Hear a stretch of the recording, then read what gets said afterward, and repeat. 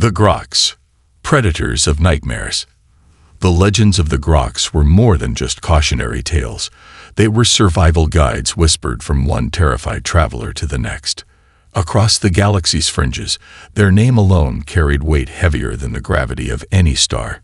In the dim-lit corners of spaceports, where the bravest of beings dared to gather, stories of the Groks surfaced like ancient warnings etched into the bones of the universe itself.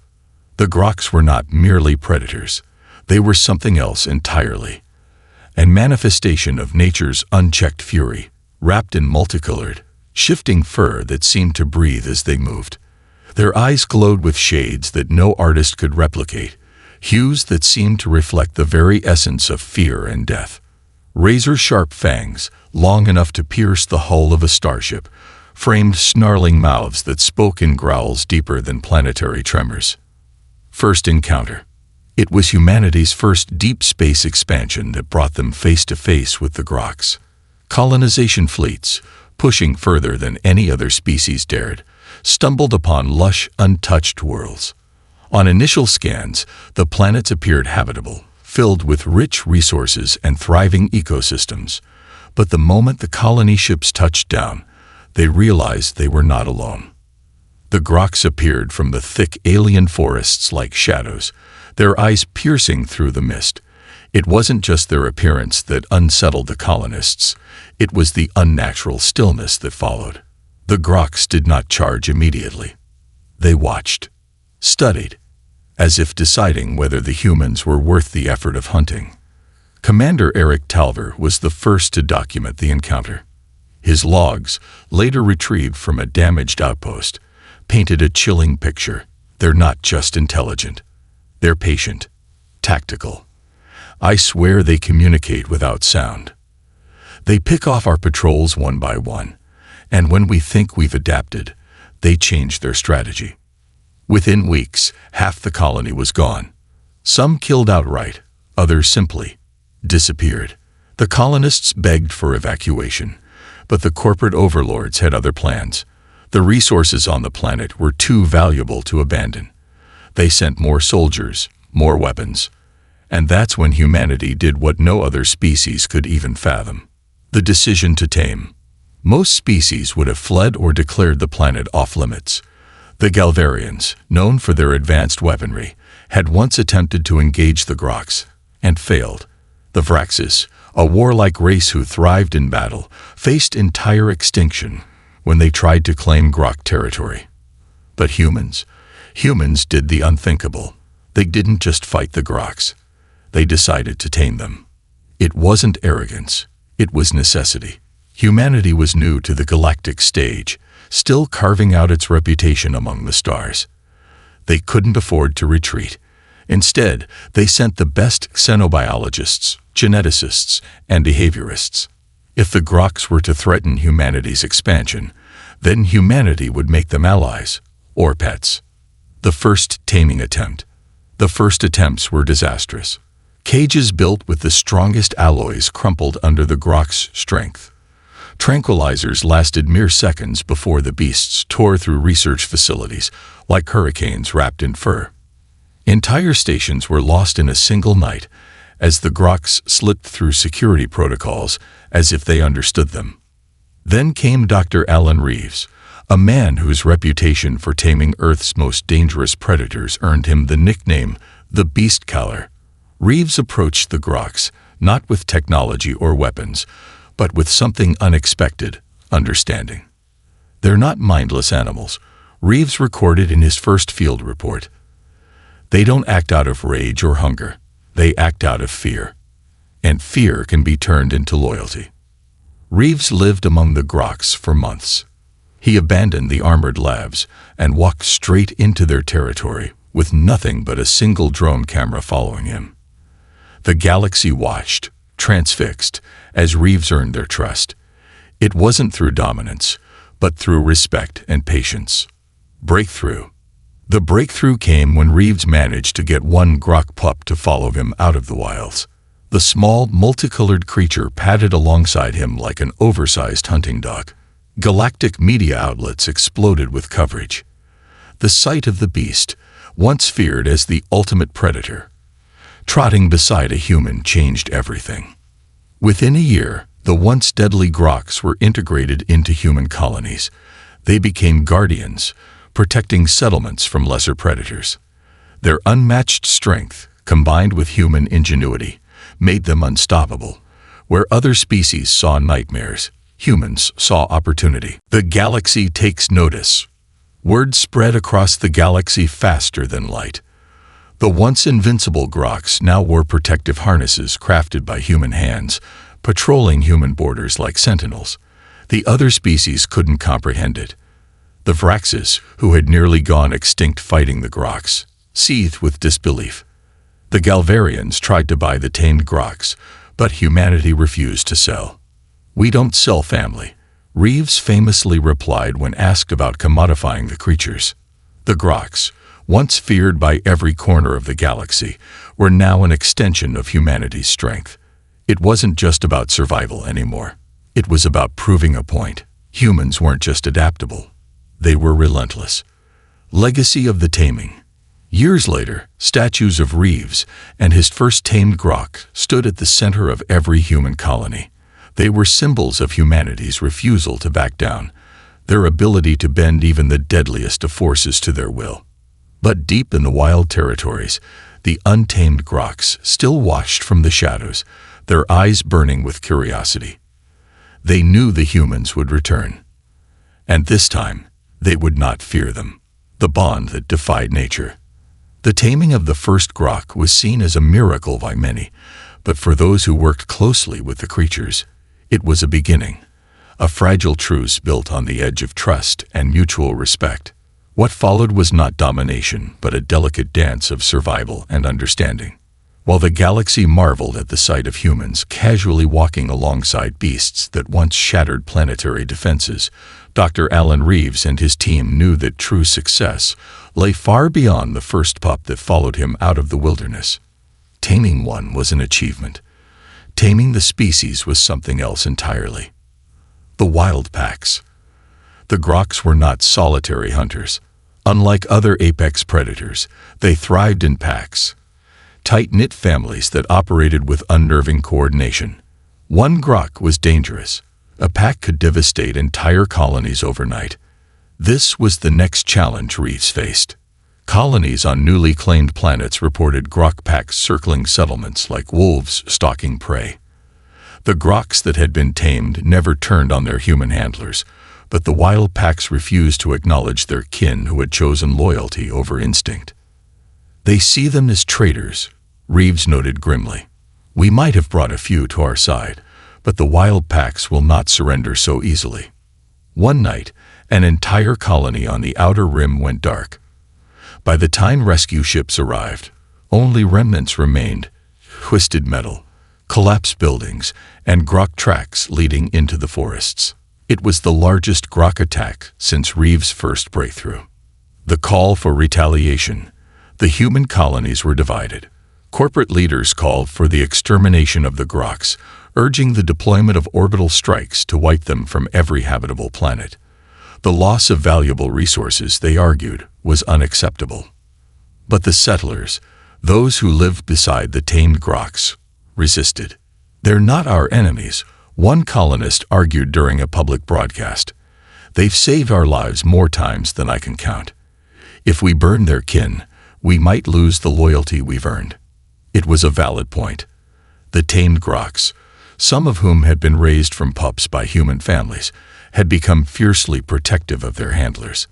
The sight of these towering beasts guarding human children became a powerful symbol across colonies. Destroying the wild groks risked unraveling the fragile alliance that held the colonies together. The expedition. Reeves proposed a different plan, a compromise. Instead of eradication, he suggested an expedition deep into grok territory to study their behavior and identify the source of their aggression. If humanity could understand what drove the groks to attack, perhaps they could broker peace with the remaining wild packs. Volunteers flooded in. Veterans, colonists, xenobiologists, and even ex-military soldiers signed up for what was being called a suicide mission.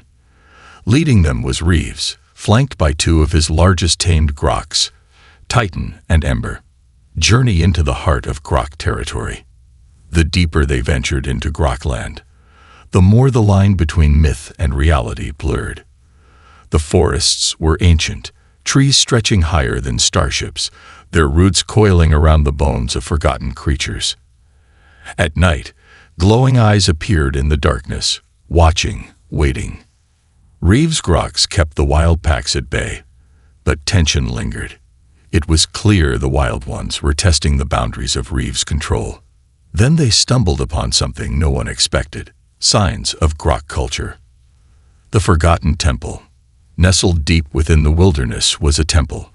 Ancient carvings adorned its walls, depicting groks standing beside humanoid figures. The glyphs were old, predating human arrival by centuries, yet they told a story eerily similar to humanity's own. There was another species that tamed them before us, Reeves whispered as he traced his hand along the stone. At the temple center, they found skeletons, humanoid, but clearly not human. Whatever species had once coexisted with the groks had long since perished. The groks guarded this temple not as a hunting ground, but as a graveyard, a shared memory. Reeves realized the key to the groks' aggression. They were not attacking colonies out of hunger or hatred. They were protecting the graves of the beings they once served, perhaps even loved. The groks remembered. They see us as the same, Reeves explained to his team. Another species trying to tame them. They think we'll disappear like the last ones. It wasn't rage driving them. It was grief. Earning their trust. Reeves and his team spent weeks in the temple, slowly interacting with the wild groks. They left offerings, food, and even built memorials to honor the fallen species. Over time, the wild packs grew less aggressive. Some even began to follow the team back toward human colonies, their curiosity overriding their hostility. It was a turning point. By acknowledging the groks' pain and loss, humanity earned their trust in a way no other species had before. The New Alliance. When Reeves returned to human space, dozens of wild groks walked at his side. They had chosen to accompany him, not as tamed beasts, but as equals. The galaxy watched in stunned silence as footage of Reeves leading an entire pack through the gates of a colony city aired across networks. For the first time in history, humanity didn't just tame a species, they healed one. The groks' role in human expansion. In the years that followed, groks became symbols of unity and resilience. Colonies thrived, protected by the towering beasts who had once been their greatest threat. Other species who had long feared the groks marveled at humanity's ability to not only survive but coexist with creatures they could barely comprehend. The groks stood as living proof that humanity was unlike any other species in the galaxy, bold enough to face the deadliest threats and compassionate enough to forge bonds where others saw only danger. As Reeves stood at the edge of the next frontier, watching Titan and Ember prowl beside him, he smiled. "Let them call us crazy," he said.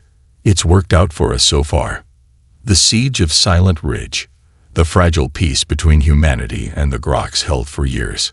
Colonies flourished under the watchful eyes of their towering guardians, and even the most skeptical alien civilizations began to respect the bond between humans and the beasts. But peace, as it often does in the galaxy, never lasted long.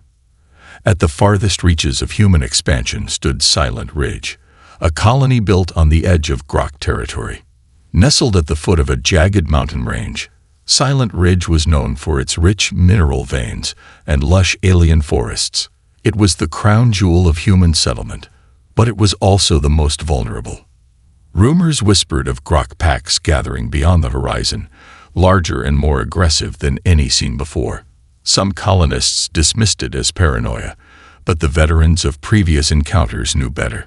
The groks hadn't forgotten. They were watching, waiting. The warning signs. It began with the disappearances. Patrol teams vanished during routine sweeps along the perimeter. Security drones returned shredded beyond recognition, their optical feeds corrupted with static and brief flashes of glowing eyes in the dark. Then came the howls. Deep, resonating cries that echoed across the valley at night. The sound wasn't just unsettling. It was unnatural, like the combined wail of 1,000 creatures mourning a loss too great to comprehend. Dr. Alan Reeves, now serving as the head of colonial relations, received the first urgent reports from Silent Ridge. "They're not attacking yet," Colonel Vance, the settlement's security officer, reported during a holographic call. "But they're close. Too close. We can feel them." Reeves wasted no time. He gathered a team of experienced handlers and 2 of his most trusted groks, Titan and Ember, and set out for Silent Ridge. The uneasy arrival. When Reeves arrived, the colony was on the brink of panic. Civilians lined the fences, staring out at the dark forests that stretched beyond the mountain range. Titan and Ember's presence brought some comfort, but even the tamed groks seemed restless, their eyes flicking toward the wilderness with unease. Reeves met with Colonel Vance on the colony's observation deck, overlooking the dense forests below. "I've never seen them like this," Vance admitted, adjusting his sidearm. "It's not a normal pack gathering. There's something else out there." Reeves remained silent, watching as Titan paced along the perimeter, sniffing the air with his ears pressed flat against his head. The Alpha's return. Later that night, the colony's alarms blared. Motion sensors lit up across the perimeter as figures emerged from the tree line. Hundreds of groks, their eyes blazing in the dark, like stars scattered across the landscape. But there was one that stood taller than the rest. It wasn't just any grok. This one was ancient, its fur silvered with age, and its scars visible even from a distance. Its eyes glowed a deep crimson, burning with the weight of experience and rage. "That's an Alpha," Reeves whispered, his eyes narrowing. "One of the first. They've come for Silent Ridge." The Alpha grok let out a low growl, and as if commanded by an unspoken signal, the pack began advancing toward the colony walls. The siege begins. Colonial defenses flared to life. Energy turrets lined the perimeter, and soldiers manned the walls with high-caliber rifles. The first wave of groks charged with frightening speed, their claws digging into the reinforced barriers. Titan and Ember roared in response, leaping into the fray. Reeves had seen battles before, but this was unlike anything he had witnessed. The groks weren't attacking for food or territory. They were attacking with purpose, as if reclaiming something stolen. "We need to reach the Alpha," Reeves shouted over the comms. "Take it down, and the others will retreat." But as the battle raged on, Reeves noticed something strange. Titan and Ember weren't attacking the wild groks with the same ferocity. Instead, they circled the Alpha, growling and snapping, but never striking directly. It wasn't defiance. It was hesitation. The grok's hidden law. Reeves remembered the ancient temple he had found years before, the carvings that depicted groks standing beside another species. It dawned on him then. The groks weren't just mourning their fallen ancestors. They were following an ancient law. The Alpha grok wasn't their enemy. It was their leader. "Hold your fire." Reeves barked through the comms. "Stop shooting." Colonel Vance hesitated but ultimately relented, ordering his men to cease fire. The sudden silence that followed was deafening. Titan and Ember slowly approached the Alpha grok, lowering their heads in a sign of submission. The Alpha stepped forward, its massive form looming over Reeves and the colonists. For a tense moment, it felt as if the creature would strike. But instead, it did something unexpected. It roared, not in anger, but in acknowledgement. The Alpha's demand. The groks halted their attack. The Alpha turned and began to walk away, its pack following closely behind. Silent Ridge remained standing, battered but intact. "What just happened?" Vance asked, lowering his rifle. Reeves watched the Alpha disappear into the woods. "It wasn't a siege," Reeves replied. "It was a warning. They came to test us, to see if we were worthy of standing alongside them." The aftermath. The groks never attacked Silent Ridge again, but the colony changed forever that night. Statues of the Alpha were erected at the gates, honoring the unspoken alliance between humanity and the Groks. Reeves knew this was only the beginning. The Groks had accepted humanity's presence in their territory, but something told him that the galaxy wasn't done testing them. And as long as humans continued to push further into the unknown, the Groks would be right there beside them. Guardians, companions, and perhaps one day, equals. The Grok Warborn. Allies or weapons. The uneasy truce between humanity and the Groks held firm for years following the siege of Silent Ridge. Colonists and soldiers alike grew accustomed to the sight of Groks patrolling alongside human forces, towering protectors that cast long shadows over the frontier. But peace, as always, bred ambition. With Groks by their side, humanity expanded faster than ever before. Worlds once considered too dangerous for settlement were now claimed under the watchful gaze of the massive beasts. Entire alien ecosystems bowed to the dominance of this strange alliance between predator and man. However, the question lingered in the minds of the galaxy's oldest empires. How far could humans push this bond before it broke? It wasn't long before someone decided to test the answer. The whisper of war. The spark ignited on Draxus 4, a contested world claimed by both humanity and the Vraxis Dominion, a warlike alien species notorious for their brutality.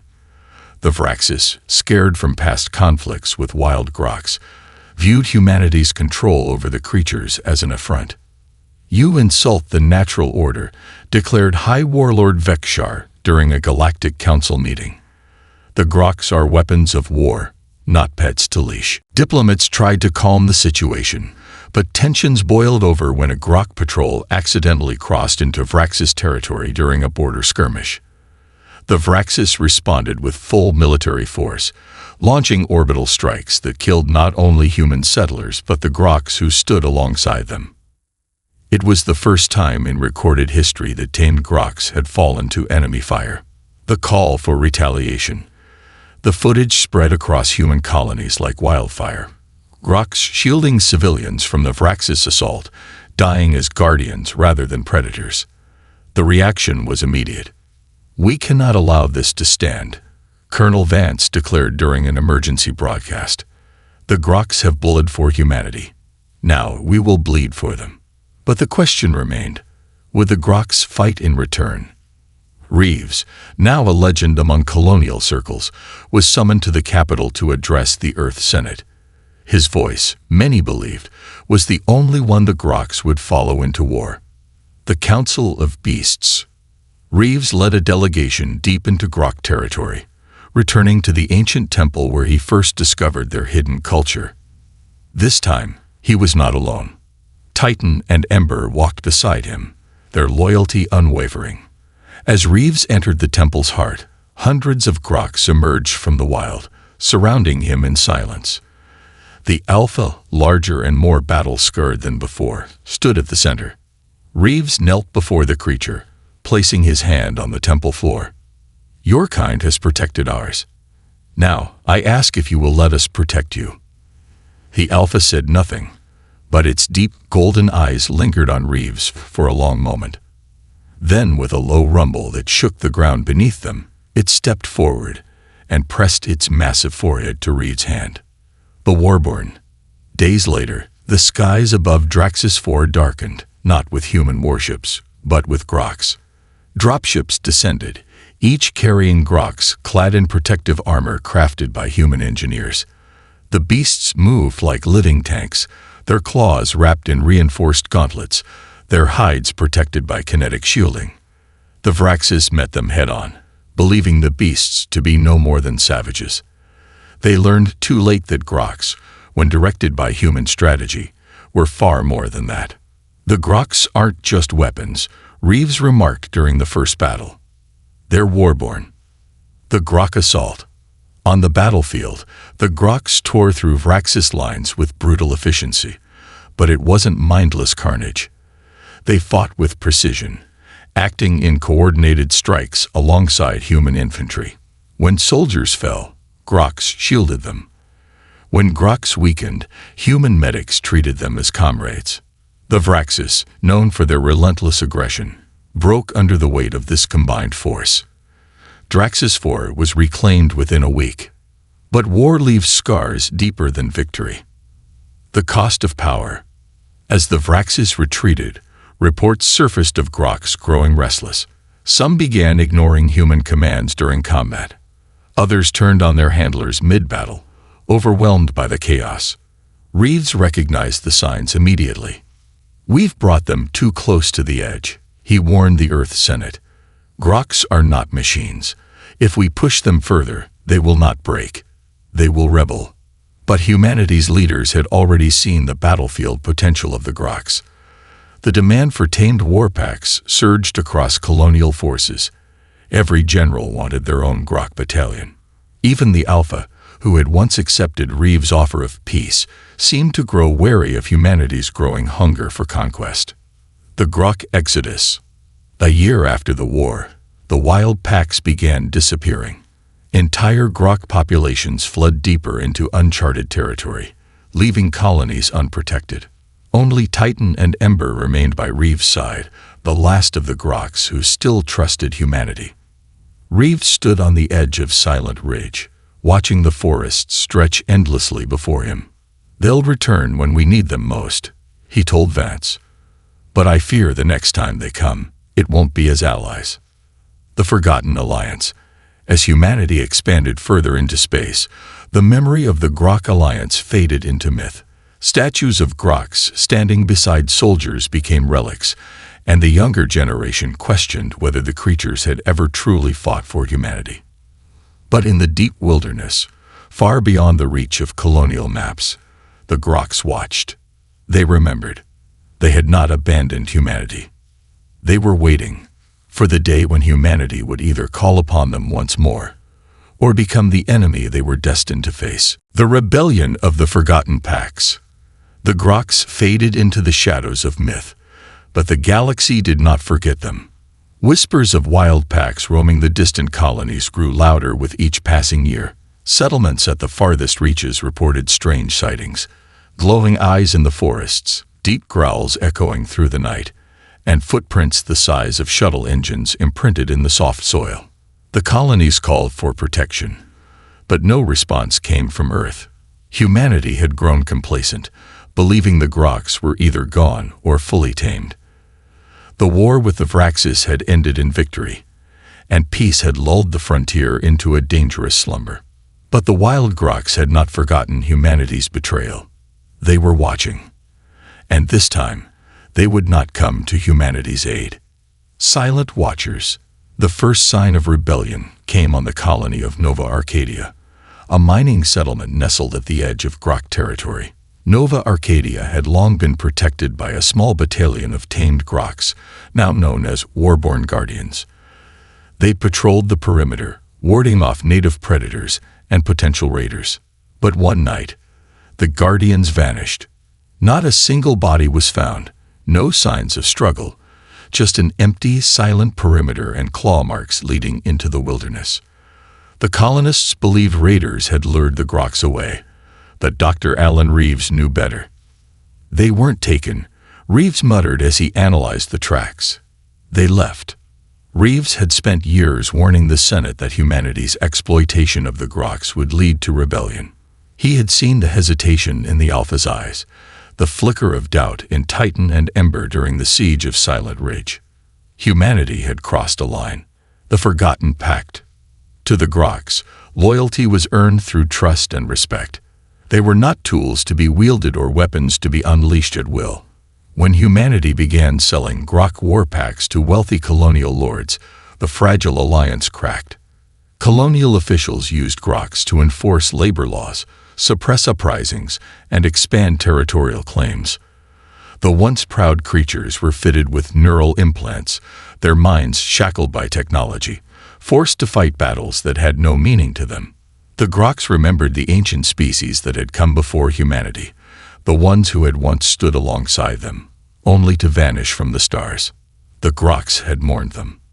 Now, they feared history was repeating itself. The disappearance of Ember. Reeves' connection with the Groks was his greatest strength, but it was also his greatest weakness. One morning, Reeves awoke to find Ember, his loyal grok companion of over a decade, gone. She left no trace, but Reeves knew where she had gone. The wild groks had called her back. Titan, the last remaining grok by Reeves' side, refused to leave. The ancient beast stood vigil at Reeves' camp, his golden eyes scanning the treetops as if expecting the return of his pack. "They're gathering," Reeves told Colonel Vance. "We need to stop whatever's coming." The rise of the wild packs. Reports flooded in from the outer colonies. Grok war packs began appearing in larger numbers, not as protectors, but as invaders. Settlements that had once relied on their grok guardians now found themselves facing entire packs of wild groks, untamed, united, and driven by something deeper than instinct. The Alpha had returned, leading the rebellion. No colony was spared.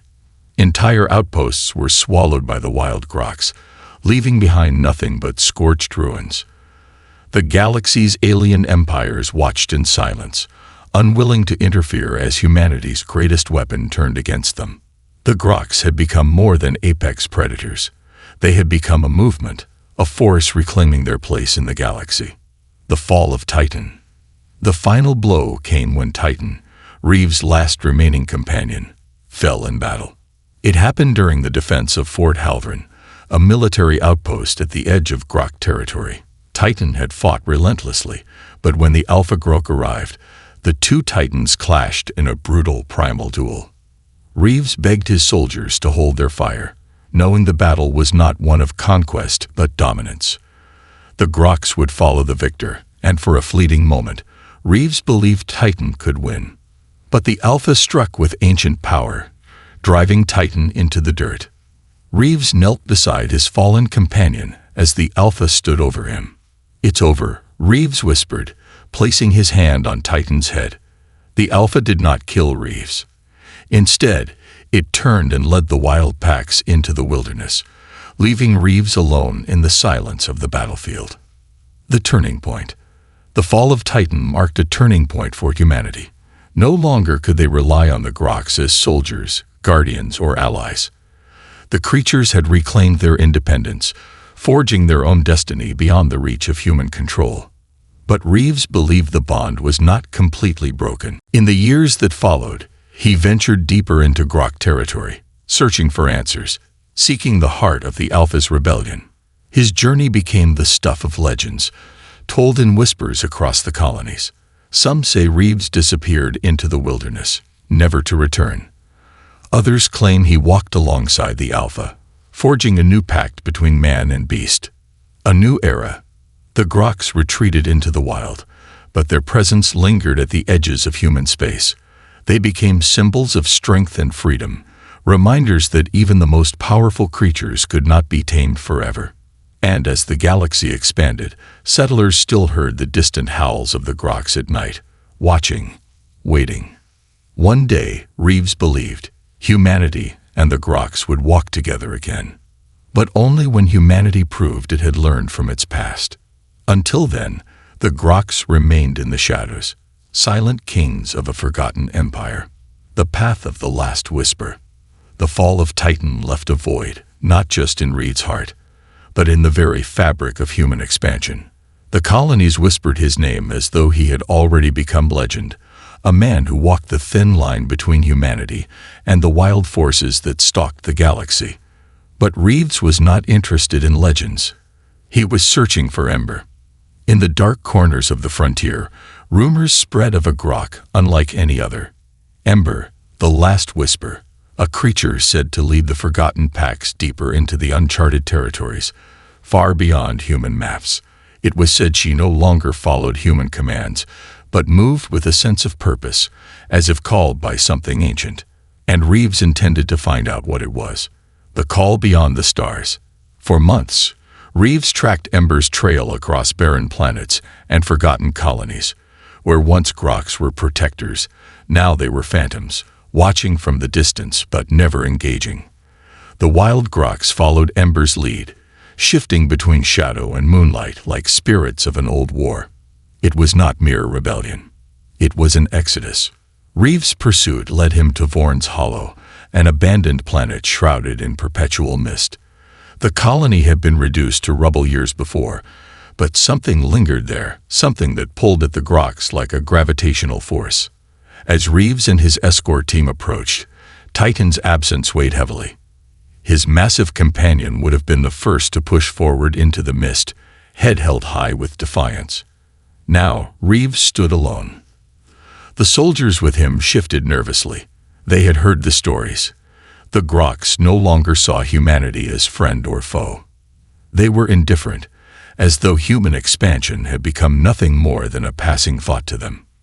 "Sir, are you sure about this?" one of the soldiers asked, tightening his grip on his rifle. "They're not our enemy," Reeves replied. "Not yet. The graveyard of giants." Vorn's Hollow was a wasteland of grok bones, massive skeletons half buried in the soft earth. The towering remains told a story of ancient battles fought long before humanity arrived in this sector. "This isn't just a resting place," Reeves whispered as he crouched near one of the larger skulls, brushing dirt from its hollow eyes. "It's a graveyard." And then, as if summoned by the weight of those words, Ember emerged from the mist. She was larger now, standing taller than Reeves remembered. Her fur, once vibrant and alive with shifting colors, had dulled to darker shades of crimson and black. Scars marred her sides, evidence of battles fought in places Reeves could only imagine. But her eyes, the same fierce, intelligent gaze that had once followed him across colonies, softened when she met his. "I thought I'd lost you," Reeves said softly, stepping forward without hesitation. To his surprise, Ember did not snarl or back away. She lowered her head and allowed him to place his hand against her forehead, just as he had done when she was young. But this reunion carried weight. The echo of the ancients. Behind Ember, shapes emerged from the mist. The forgotten packs. Hundreds of Groks, their eyes glowing in the dim light, stood in silent formation. They did not move to attack. They simply watched. "She's brought them all here," one of the soldiers whispered. But as Reeves scanned the gathering, he realized something strange. These Groks were different. Their fur patterns bore markings Reeves had never seen before, spiraling symbols and intricate ridges that shimmered faintly in the light. "These aren't wild Groks," Reeves muttered, his eyes narrowing. "There's something else." Ember turned and led Reeves deeper into the graveyard, where at the center lay a massive stone obelisk covered in carvings. As Reeves traced the symbols, he recognized some of them from the ancient temple he had visited years ago. A forgotten language. One of the soldiers raised a holoscanner, but it flickered violently before shutting down altogether. "No tech works here," Reeves noted.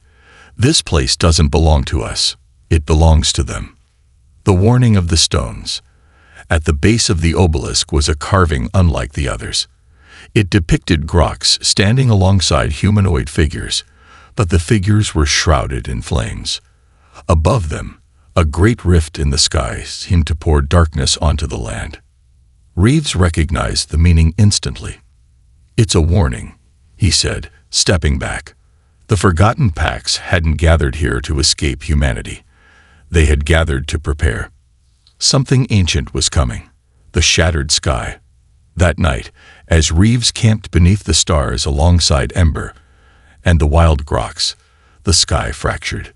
A crack, faint at first, spread across the upper atmosphere of Vorn's Hollow. It rippled like glass struck by a hammer, and with it came a low hum that shook the ground beneath their feet. The soldiers scrambled to their feet, weapons raised, but Reeves stood still. "It's not them," Reeves whispered, watching as the Groks lifted their heads to the sky. "It's something else." From the fracture in the heavens, dark shapes began to descend. Massive, angular figures that hovered silently, casting long shadows across the graveyard. The Groks did not flee. Instead, they gathered around the obelisk, forming a protective circle. "Sir, we need to call for evac," one of the soldiers shouted. But Reeves shook his head. "No," he said calmly. "This is why they brought us here. Whatever's coming, they expect us to stand with them." Ember growled softly, pressing against Reeves' side. As the first of the shadowed figures descended to the ground, Reeves tightened his grip on the old pendant that hung from his neck, the last gift Titan had left behind. "We're not done yet," he whispered. And as the dark shapes emerged from the fracture, Reeves and Ember stepped forward together, ready to face the unknown. The fractured sky and the return of the forgotten. The sky over Vorn's hollow shattered like glass under pressure, its fragments lingering in the atmosphere like frozen veins of crystal. From the depths of the fracture, colossal shapes descended, blotting out the stars as they pierced the clouds, silent and ominous. The vessels bore no markings, no insignias, and no recognizable design from any known civilization. The Groks gathered beneath the obelisk, their bodies tense but unmoving. They did not snarl, nor did they charge. They simply waited. Reeves felt Ember's shoulder brush against him, her fur rising as she fixated on the approaching figures. Whatever was coming, the Groks had known it would arrive. This was the reason for their exodus, the unseen force that had called them back to the forgotten graves. "Hold your ground," Reeves ordered the soldiers behind him. "Don't fire unless I say." Arrival of the forgotten. The vessels descended gently, their sheer size casting long shadows over the valley. As the nearest one touched down, its exterior shimmered and cracked apart like ancient stone crumbling away. From within, tall figures emerged, wrapped in dark, flowing armor that seemed to ripple as they moved. They stood nearly as tall as the Groks, their elongated forms moving with unsettling grace. Their faces, hidden beneath smooth masks, bore no mouths or eyes, but Reeves could feel their gaze bore into him. "Who are they?" one of the soldiers whispered. "They're not invaders," Reeves replied, watching as the figures knelt before the obelisk. "They're returning." It dawned on him in that moment.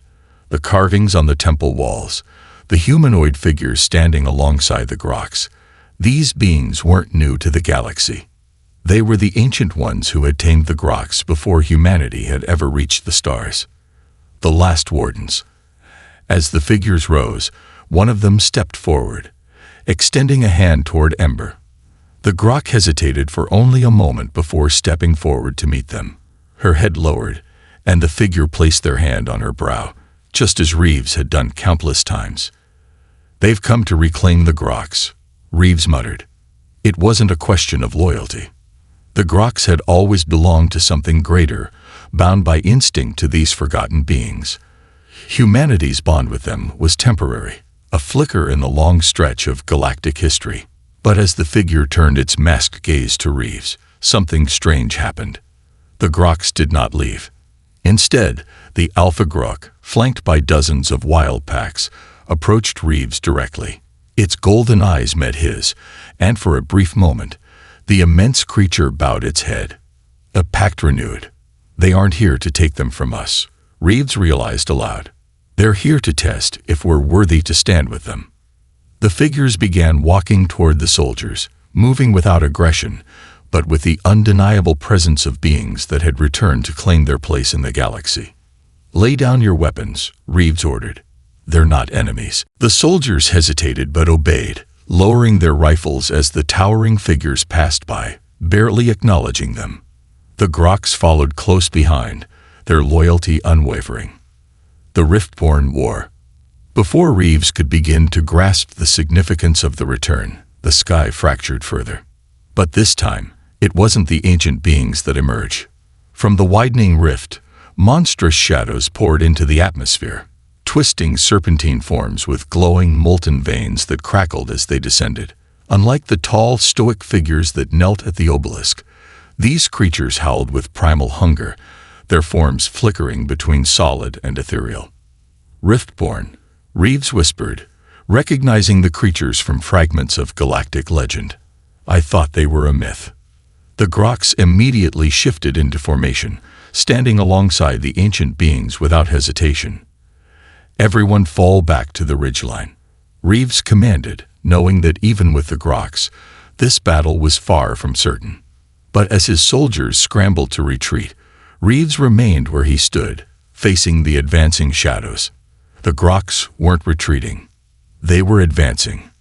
The Battle of Vorn's Hollow. What followed was nothing short of chaos. The Riftborn struck without warning, their jagged forms colliding with the ground in bursts of fire and crackling energy. Groks launched into battle alongside the ancient figures, meeting the Riftborn in clashes that shook the planet itself. Reeves watched in awe as Ember tore through one of the Riftborn, her claws glowing with strange energy that he could not explain. The Alpha Grok met the largest of the Riftborn in combat, its roars echoing across the valley as the two giants locked in brutal battle.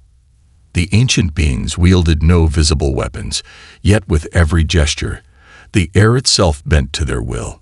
They wove barriers of shimmering light, blocking the Riftborn's advance, while Groks delivered devastating strikes that shattered the shadowy forms. And yet, for every Riftborn that fell, more emerged from the fracture in the sky. The turning point. Reeves knew that if the rift remained open, the battle would never end. He turned to the obelisk, studying the carvings that stretched toward the top. Among the symbols, he found one that stood out, a spiral pattern that shimmered faintly, as if waiting to be activated. "I need to get to the obelisk," Reeves shouted to his soldiers. Ember broke from the fray, racing to his side as he sprinted toward the towering stone. The Alpha Grok, locked in combat with the Riftborn, turned its gaze to him for a brief moment before slamming its opponent into the dirt. With Ember guarding his back, Reeves placed his palm against the spiral carving. Light erupted from the obelisk, sending a shockwave across the battlefield. The rift in the sky began to close. The Riftborn screeched in agony as the fracture collapsed, pulling them back into the void from which they had come. Within moments, the sky was whole again. The aftermath. As silence returned to Vorn's Hollow, the ancient beings approached Reeves. Though they spoke no words, he understood their message. The Groks were not humanities to control, but neither would they abandon them. The Alpha Grok lowered its head to Reeves once more, as if acknowledging the role humanity had played in sealing the rift. "We're in this together," Reeves said softly. And as the ancient beings faded into the mist, leaving only the Groks behind, Reeves knew that this fragile alliance, built on trust, sacrifice, and understanding, had saved not only humanity, but the galaxy itself. The Groks remained, but they were no longer just guardians. They were equals.